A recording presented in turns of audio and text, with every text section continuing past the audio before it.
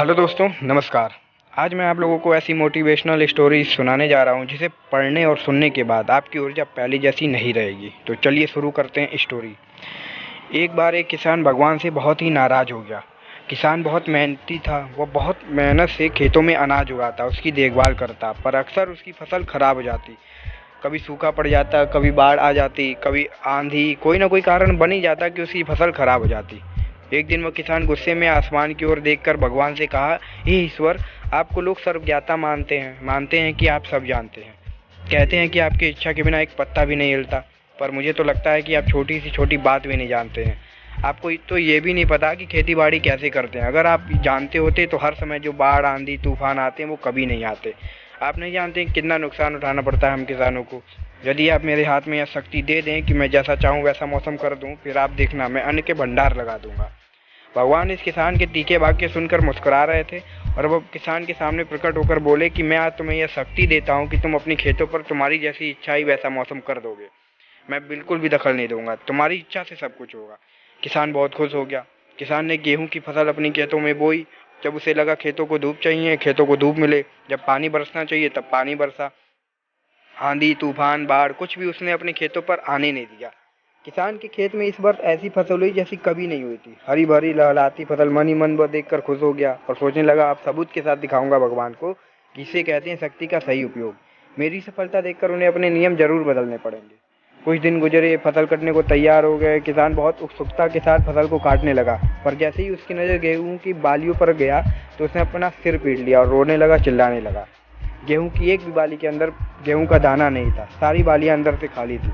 किसान बहुत दुखी हो गया। उसने भगवान को रोते हुए कहा, फिर पुकारा, हे प्रभु, तुमने ये मेरे साथ क्या किया? तुमने मुझे कोई सजा दी है? भगवान बोले, ये पुत्र होना ही था। तुमने पौधों को संघर्ष करने का मौका कहाँ दिया? न तो तुमने आंधियों से जूझने दिया, न तेज बारिश से सहने दिया, और न ही धूप में तपने दिया। एक भी चुनौती का सामना तुमने उन्हें करने ही नहीं दिया, इसलिए यह हाल हुआ।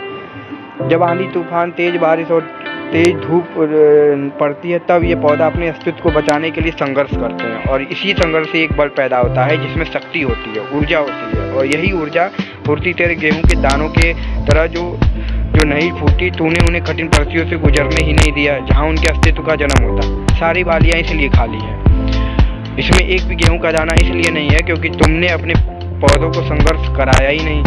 याद रखिए, स्वर्ण में स्वर्णीय आभा तभी आती है जब वो आग में तपने, गलने और हथौड़े से पीटने जैसे संघर्षों से गुजरता है। कोयले का टुकड़ा हीरा तभी बनता है जब वह उच्च ताप की मुश्किल परिस्थितियों से गुजरता है।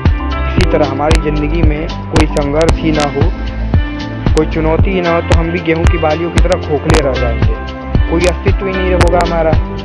विपरीत परिस्थितियां, चुनौतियां, समस्याएं और अधिक निखारती हैं। जीवन में कठिन परिस्थितियां और चुनौतियां आए तो घबराना मत, बल्कि सामना करना। विश्वास करना कि आप और अधिक निखर जाओगे और अधिक मजबूत बन जाओगे। हथौड़े की किसी ने सही कहा है, जिंदगी जीना आसान नहीं होता, बिना संघर्ष कोई महान नहीं होता। जब तक न पड़े हथौड़े की चोट तब तक कोई महान नहीं होता। तो दोस्तों, आपको मेरी ये स्टोरी कैसी लगी कमेंट बॉक्स में जाकर कमेंट में बताएं और चैनल को लाइक एंड सब्सक्राइब करें। धन्यवाद।